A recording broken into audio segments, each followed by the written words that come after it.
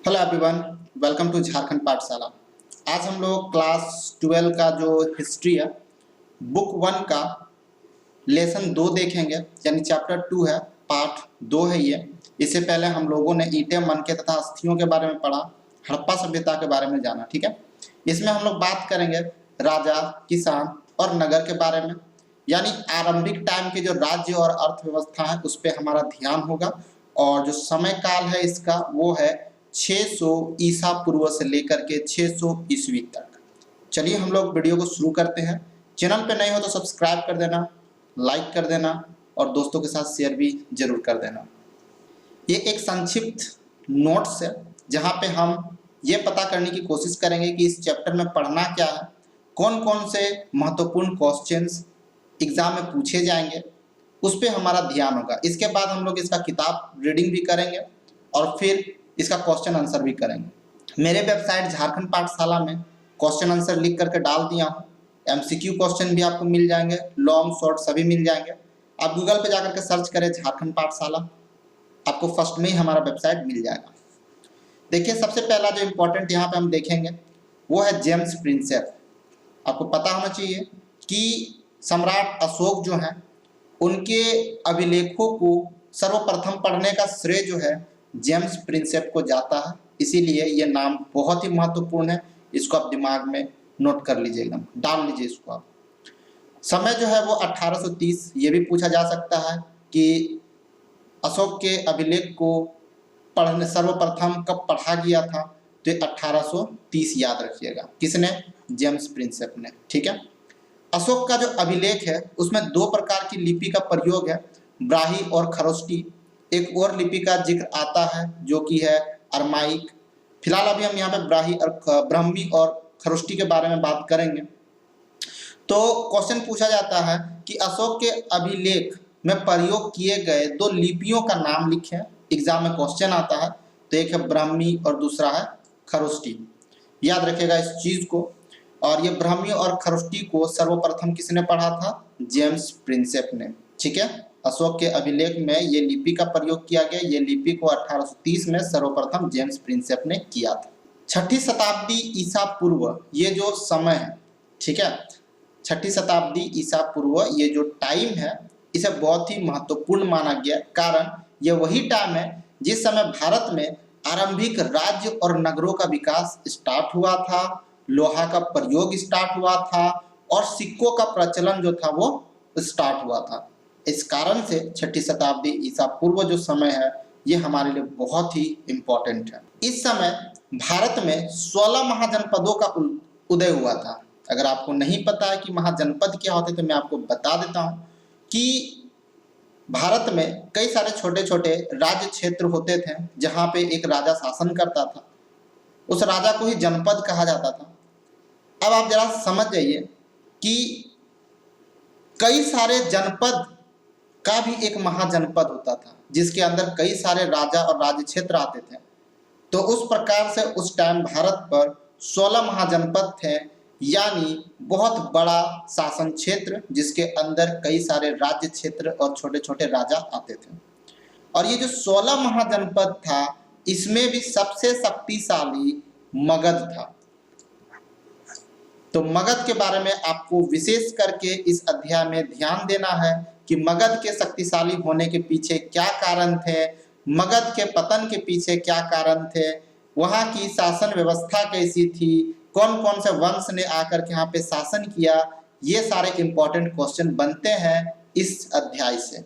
चलिए कुछ बिंदु पे बात करते हैं कि मगध जो शक्तिशाली था तो उसके पीछे क्या कारण थे।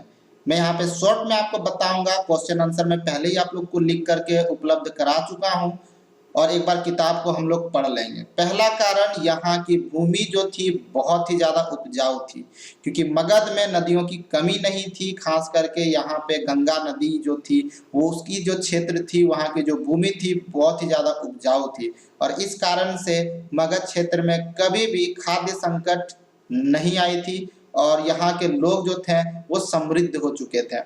खाद्य सिर्फ खाने के ही लिए नहीं बल्कि उसके व्यापार करने के लिए भी उत्पादन किया जाता था, यानी जरूरत से ज्यादा यहाँ पर उत्पादन हो जाती थी। तो इस कारण से मगध जो था एक शक्तिशाली शासन क्षेत्र था। लोहे की खदानें, आपको पता होना चाहिए कि 6ठी शताब्दी के टाइम पर लोग जो थे वो लोहा से परिचित हो चुके थे। इस टाइम पे लोहा एक बहुत ही महत्वपूर्ण धातु था, क्योंकि यहाँ इस टाइम पर हथियार बनाने के लिए इसका बहुत ही ज़्यादा प्रयोग किया जा रहा था। तो मगध के पास हथियारों की कोई कमी नहीं थी, क्योंकि लोहा की खदानें मगध में ही उपलब्ध थी। और इस कारण से ये सिर्फ हथियार ही नहीं बनाते थे, बल्कि हथियार बना करके उसे बेचते भी थे, यानी लोहा का बहुत ही व्यापार होता था। तो मगध में कभी भी धन की कमी नहीं हुई। इसके अलावा लोहा का जो सामान बनाया जाता था उसका कई जगह पे प्रयोग होता था, खास करके खेती बाड़ी में। पहले की तुलना में अब खेती करना और भी आसान हो गया था, क्योंकि खेती में जो साधन यूज किए जाते थे वो लोहा के बने होते थे। हल जो होता था उसमें लोहा के फाल लगे होते थे। उसके अलावा आपको पता है कुदाली उदाली और भी बहुत सारे औजार बनाए जाते थे लोहा का। तो लोहा बहुत ही इंपॉर्टेंट धातु था इस वक्त, और उसकी खदानें जो थी वो मगध में उपलब्ध थी। तो आपको ये दूसरा पॉइंट भी समझ में आ गया। नेक्स्ट है नदियों द्वारा यातायात के साधन। जैसे कि मैंने आप लोग को बताया कि मगध में कई सारे नदियां थी, तो इन नदियों के माध्यम से, ठीक है, सामान को एक स्थान से दूसरे स्थान पर लाने ले जाने की सुविधा थी, जिसे हम लोग जल मार्ग कहते हैं। यानी जल मार्ग जो था मगध में बहुत ही ज्यादा विकसित था। और जल मार्ग की एक सबसे अच्छी विशेषता क्या होती है, तो ये बहुत ही सस्ती होती है। यानी आप कम से कम लागत में सामान को एक स्थान से दूसरे स्थान पर ला ले जा सकते हैं। नेक्स्ट है यहाँ पर वो है शासक। शासक की एक बहुत बड़ी भूमिका होती है किसी भी शासन क्षेत्र को मजबूत बनाने में, शक्तिशाली बनाने में। और मगध में जितने भी शासक हुए वे सभी शासक योग्य थे, अति बलशाली थे और राजनीति में बहुत ही ज्यादा उन्नत थे। इसीलिए जितने भी शासक यहाँ पर हुए सभी शासक जो थे वो अपने अपने टाइम में मगध को योगदान दिया, और आने वाला टाइम में मगध एक शक्तिशाली महाजनपद के रूप में उभरा। तो इतने सारे कारण थे मगध के शक्तिशाली होने के पीछे। मगध में कई सारे राजवंश आए, कई सारे राजाएं थे, लेकिन बौद्ध ग्रंथ का अगर हम लोग बात करें तो बौद्ध ग्रंथ में अशोक को सर्वाधिक प्रसिद्ध शासक बताया गया है। सम्राट अशोक, याद रखिएगा, सम्राट अशोक जो थे वे मौर्य वंश के ही शासक थे, और ये तीसरे शासक थे। चंद्रगुप्त मौर्य मौर्य वंश का संस्थापक थे। याद रखिएगा, चंद्रगुप्त मौर्य मौर्य वंश का संस्थापक थे। इंपॉर्टेंट क्वेश्चन आता है यहाँ से। और मौर्य साम्राज्य जो था इसे भारत का पहला साम्राज्य बताया गया, क्योंकि इससे पहले जो साम्राज्य स्थापित था भारत में वो छोटे छोटे टुकड़ों में विभक्त था, छोटे छोटे क्षेत्र में विभक्त था। यह पहला ऐसा साम्राज्य था जिसका शासनकर्ता का यह उद्देश्य था कि संपूर्ण भारत को एक करना है। चंद्रगुप्त मौर्य का उद्देश्य था कि संपूर्ण भारत को एक करना है, और यह सपना चंद्रगुप्त मौर्य का नहीं था, बल्कि उनका मंत्री कौटिल्य, चाणक्य या फिर आप विष्णुगुप्त बोल सकते हैं, इनका यह सपना था। याद रखिएगा, चंद्रगुप्त मौर्य का जो मंत्री थे वे विष्णुगुप्त, चाणक्य या कौटिल्य आप बोल सकते हैं, ठीक है। तो यहाँ पर इतने सारे क्वेश्चन इंपॉर्टेंट है। फिर आता है मौर्य साम्राज्य के जानकारी के स्रोत। आपको ये जो पाठ है, ये जो अध्याय है, इसमें आपको मौर्य वंश और गुप्त वंश पर ज्यादा ध्यान आपको आकर्षित करना है। तो इसके जानकारी हमें कौन कौन से स्रोतों के द्वारा मिलती है, तो याद रखिएगा यहाँ से बहुत सारे क्वेश्चन इंपॉर्टेंट है। जैसे कि पहला क्वेश्चन आपका बनता है मेगास्थनीज से। तो मेगास्थनीज एक विदेशी यात्री थे जो भारत यात्रा के लिए आए हुए थे, और ये क्वेश्चन पूछा जाता है कि मेगास्थनीज किसके दरबार में आए थे, तो चंद्रगुप्त मौर्य। याद रखिएगा, चंद्रगुप्त मौर्य। इसी क्वेश्चन को उल्टा कर दिया जाएगा कि चंद्रगुप्त मौर्य के दरबार में कौन सा विदेशी यात्री आया था, तो हो जाएगा मेगास्थनीज। मेगास्थनीज के द्वारा लिखी गई पुस्तक का नाम क्या है, तो वो हो जाएगा इंडिका। याद रखिएगा, या फिर इंडिका किसने लिखी है, तो वो है मेगास्थनीज। और ये मौर्य साम्राज्य के बारे में बहुत जानकारी उपलब्ध कराती है। नेक्स्ट है कौटिल्य, जिसको हम लोग चाणक्य और विष्णुगुप्त के नाम से जानते हैं। तो यहाँ पर इसका भी एक पुस्तक लिखा हुआ है जिसका नाम है अर्थशास्त्र। याद रखिएगा, वर्तमान समय में हम लोग जो विषय पढ़ते हैं अर्थशास्त्र, उससे इसका कोई लेना देना नहीं है। एक्चुअल में अर्थशास्त्र जो है ये किताब का नाम है और इसका जो विषय दिया गया है वो है राजनीति, यानी राजनीति पे लिखा गया है। तो अर्थशास्त्र के रचयिता कौन है? कौटिल्य, या फिर विष्णुगुप्त बोल सकते हैं, या चाणक्य इसको आप बोल सकते हैं। तो इसमें भी हमें मौर्य साम्राज्य के बारे में जानकारी मिलती है। उसके बाद कुछ जैन और बौद्ध ग्रंथ है, कुछ पुराण भी हैं जिससे हमें जानकारी मिलती है। अशोक के अभिलेख है, इस समय के कुछ शासक सिक्के वगैरह भी हैं जिससे हमें बहुत कुछ जानकारी मिलती है मौर्य साम्राज्य के बारे में। तो ये आपको याद रखना बहुत जरूरी है। क्वेश्चन दोनों में से कोई एक ही रहेगा, गुप्त साम्राज्य के जानकारी के स्रोत या फिर मौर्य साम्राज्य के जानकारी के स्रोत। ठीक है, ज्यादा लंबा क्वेश्चन नहीं रहता ये। ओके, जो मौर्य साम्राज्य जो था इसके शासन के लिए इसके 5 प्रमुख केंद्र बना दिए गए थे जहां पे शासन चलती थी। पहला जो केंद्र होता था वो था इसका स्वयं का राजधानी पाटलिपुत्र। यहाँ से कई सारे क्वेश्चन आपके इंपॉर्टेंट हो जाते हैं। पहला कि पाटलिपुत्र का वर्तमान नाम क्या है? पटना, या फिर पटना का प्राचीन नाम क्या है? तो पाटलिपुत्र। उसके बाद पाटलिपुत्र की स्थापना किसने की थी? तो याद रखिएगा उदयन। ठीक है, उदयन। अब कहीं पे उदयन कहीं पे उदयन लिखा हुआ रहता है, बट याद रखिएगा पटना का स्थापना उदयन ने किया था। ये मगध की राजधानी, याद रखिएगा मगध की राजधानी है।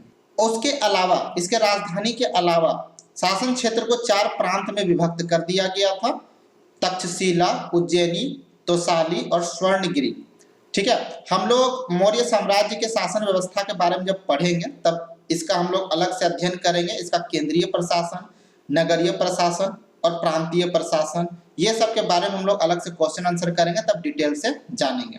मेगास्थनीज के माने तो जो मौर्य साम्राज्य का जो शासन मतलब जो सैन्य शासन यानी सैन्य को संचालन करने की जो जिम्मेवारी थी उसके लिए एक समिति बनाया गया था और 6 उप समितियां बनाई गई थी जो सेना का संचालन करती थी। उसके बाद है 4वीं शताब्दी की अगर हम लोग बात करते हैं तो 4वीं शताब्दी में गुप्त साम्राज्य का उदय हुआ और यही वो टाइम था जिस समय सामंतवाद का भी उदय हुआ। गुप्तों के इतिहास जानने के कौन कौन से स्रोत उपलब्ध हैं? तो इनके भी टाइम में हमें अभिलेख मिलते हैं, सिक्के मिलते हैं, साहित्य है, प्रशस्तियां। ठीक है, जिसमें पर्याय प्रशस्ति बहुत इंपॉर्टेंट है, इससे कई सारे क्वेश्चन बनते हैं, सुनते जाइए आप। पहला क्वेश्चन, पर्याय प्रशस्ति की रचना किसने किया? हरिसेन ने। हरिसेन की रचना है पर्याय प्रशस्ति।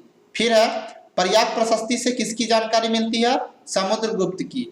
या फिर समुद्रगुप्त के दिग्विजयों की जानकारी कहां से प्राप्त होती है? पर्याय प्रशस्ति से। हरिसेन कौन था? तो वो समुद्रगुप्त का दरबारी कवि था। इतना सारा क्वेश्चन सिर्फ यहां से बन करके आता है, याद रखिएगा इस चीज। ओके, ये तो हो गए उत्तर भारत के बारे में। अगर दक्षिण भारत देखें, दक्षिण भारत में भी कुछ अस्थायी शासक थे इस 14वीं शताब्दी 14वीं बता रहा हूँ 4वीं शताब्दी के टाइम पर। चोल, चेर, पांड्य, ये लोग कुछ समृद्ध और अस्थायी राज्य का उदय हुआ था 4वीं शताब्दी में। कहाँ? दक्षिण भारत में। याद रखिएगा दक्षिण भारत के शासक थे। इनमें हम लोग को उतना ज्यादा ध्यान नहीं देना है, क्वेश्चन आंसर करवाऊंगा मैं आप लोग को। 6वीं शताब्दी के समय में उपज में बहुत ज्यादा वृद्धि हुई थी और इस उपज को बढ़ाने के लिए जो हल होते थे उसमें लोहे की फाल का प्रयोग किया गया था, ध्यान रखिएगा।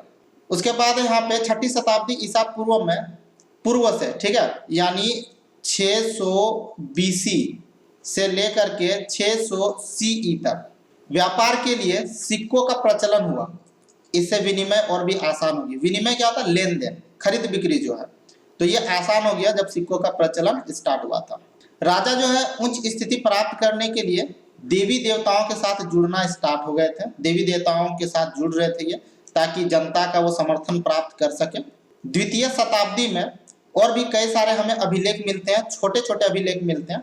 इनमें बहुत सारे व्यवसायों के बारे में जानकारी मिलता है, ठीक है, जिसमें से धोबी के बारे में जानकारी मिलता है, बुनकर व्यवसाय के बारे में जानकारी मिलता है, लिपिक, बुनकर आपको पता है ना, कढ़ाई बुनाई करने वाले जो होते हैं, और लिपिक होते हैं जो लिखते हैं, ठीक है, वो लिपिक होते हैं। बढ़ई हो गया जो कि लकड़ी का काम करता है, कुम्हार है जो कि मिट्टी के बर्तन वगैरह का काम करते हैं ये लोग, इसके अलावा और भी कुछ है, जैसे कि हम लोग बात कर सकते हैं स्वर्णकार लोग हो गया जो सोना का काम करते हैं, लोहार हो गया, ठीक है, धार्मिक गुरु हो गया, व्यापारी आदि वर्ग थे जिनके बारे में जानकारी मिलता है हमें।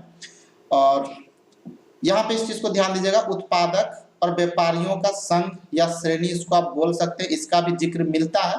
इन लोग के बारे में क्या जानकारी मिलता है, तो ये लोग कच्चे माल पहले खरीदते थे, फिर उसका सामान तैयार करते थे और उसे बाजार में बेच देते थे, ठीक है। कच्चे माल लोग खरीदते थे, उनका सामान तैयार करते थे और बाजार में बेचने का काम इन लोग का था। ये कुछ व्यापारी वर्ग हुआ करते थे। 6ठी शताब्दी ईसा पूर्व जो है उप महाद्वीप में नदी मार्ग, भूमार्ग, ठीक है, का जो है ना जाल कई दिशाओं में फैल गया था, यानी जल मार्ग, ठीक है, और भूमार्ग बहुत ही ज्यादा विकास हुआ, उनका डेवलप हुआ, दूर दूर तक ये फैल गया था, ठीक है। यानी आने जाने में लोगों को अब जो कठिनाई थी वो दूर किया गया था, दूर दूर तक लोग अब सफर कर पा रहे थे जल और स्थल मार्ग के माध्यम से। इसका जाल सा बन गया था। ये आप देख लीजिए, अरब सागर से उत्तरी अफ्रीका, पश्चिम एशिया तक और बंगाल की खाड़ी से चीन और दक्षिण पूर्व एशिया तक जो था मार्ग बन चुका था। स्थल और जल मार्ग के बारे में बात किया जा रहा है, मतलब उन्नत हुआ था मार्ग में, यहाँ पर दोनों ही जल और स्थल में। गुप्त काल के अंतिम समय में, यानी जिस समय गुप्त काल पतन होने की दिशा में थी, उस समय सिक्कों में कमी देखी गई और इस समय आर्थिक गिरावट, मतलब आर्थिक गिरावट की दशा का पता चलता है, ठीक है। मगध का, मगध मतलब क्या कि मतलब गुप्त के टाइम पे वो एग्जैक्ट मगध के बारे में बात नहीं किया जा रहा है, ठीक है, बट मतलब उत्तर भारत के बारे में बात किया जा रहा है। 19 नंबर में है कि गुप्त काल के अंतिम समय में, ये तो हो गया है पॉइंट। अभिलेख, अभिलेख बहुत इंपॉर्टेंट है, यहाँ से भी क्वेश्चन को आप लिख लीजिएगा, बहुत इंपॉर्टेंट है ये वाला, ठीक है, कि अभिलेख क्या है। तो एक्चुअल में अभिलेख होता क्या है, मान लीजिए कोई पत्थर है यानी कठोर परत हो गया, या फिर कोई धातु का जो है मतलब प्लेट बना हुआ है, तो उसमें खुदाई करके राजा लोग कुछ आदेश वगैरह लिखाते थे, धर्म के बारे में लिखाते थे, शासन के बारे में कुछ लिखाते थे। तो कठोर धातु या परतों पर उत्तीर्ण करके लिखवाए गए लेख को ही अभिलेख कहा जाता है। इसके क्या उपयोग है, तो हमें इससे बहुत कुछ जानकारी मिलती है अभिलेख से। जैसे उस काल के भाषा के बारे में जानकारी मिलती है, राजाओं के नाम के बारे में जानकारी मिलती है, तिथि उसमें बहुत सारे दिए हुए रहते हैं, यानी समय तिथि के बारे में जानकारी मिलता है, जो संदेश वो देना चाहते थे उस संदेश के बारे में जानकारी मिलता है, और भी बहुत सारे महत्वपूर्ण जानकारियां मिलती हैं। लेकिन इसमें भी कठिनाई है, अभिलेख का भी अध्ययन करने में कठिनाई है, कारण कुछ कुछ अभिलेखों में ढंग से उत्कीर्ण नहीं किया गया, मतलब अच्छा से खुदाई करके नहीं लिख पाया गया, तो हल्का मतलब धुंधला जैसा हो गया, ठीक से उसे पढ़ पाना थोड़ा मुश्किल होता है। कुछ अभिलेख तो टूट फूट गए और उसका कुछ हिस्सा मिला भी नहीं है, तो इस कारण उसको पढ़ करके उसका वास्तविक अर्थ निकाल पाना थोड़ा मुश्किल होता है। कुछ में तो कुछ ऐसे भाषाओं का प्रयोग किया गया, ठीक है, जिसको ठीक से पढ़ पाना थोड़ा मुश्किल हो रहा है। दैनिक प्रक्रियाओं और रोजमर्रा की जानकारी इसमें नहीं मिलती है, सिर्फ बड़े बड़े आदेश, राजाओं के द्वारा दी गई कोई जानकारी उसके बारे में मिलती है, ठीक है। आम जनता के बारे में कोई भी जानकारी इसमें उपलब्ध नहीं है, ये इंपॉर्टेंट नहीं है, ठीक है।